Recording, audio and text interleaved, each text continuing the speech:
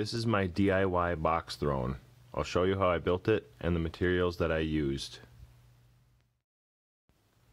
This big shelf can fit 69 games on it at about 1/3 the cost of a box throne. The whole design is based on this wire cube shelf, which is 14 inches square.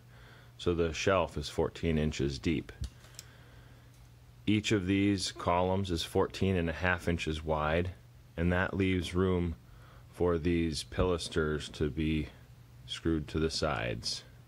You can adjust the shelves up and down for any space for how big the games are without having to move all of your games. The shelf is 6'10" or 82 inches tall, and that's because I am buying 8-foot 1x4s to build this shelf, and I'm getting 8 of them, and I'm cutting 14 inches off of each one, which makes up this piece and then the 6'10" piece. So I'm making 4 rectangles, and I build them right on top of each other so they all line up exactly and make sure they're square. I'm just putting glue in the joints in between the boards and then a couple screws to pull them together. Then I let that dry.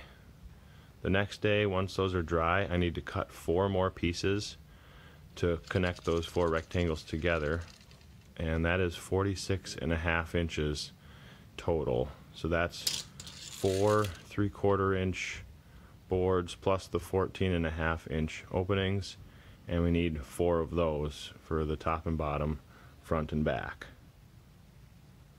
Then I'm just putting glue in that joint and a couple more screws. One design note here on the spacing of these pilasters and the clips. I'm putting these shelves in upside down so that wire underneath catches on the clip and won't slide forwards and backwards, so that the game shelf will stay in place when you take and move games in and out of the shelf. I'm just going to briefly show my spend. You can pause the video to see everything that I bought, but I have references here on Amazon for the shelves, for the pilasters, for the clips, for the 1x4s, the screws that I used, and the paint.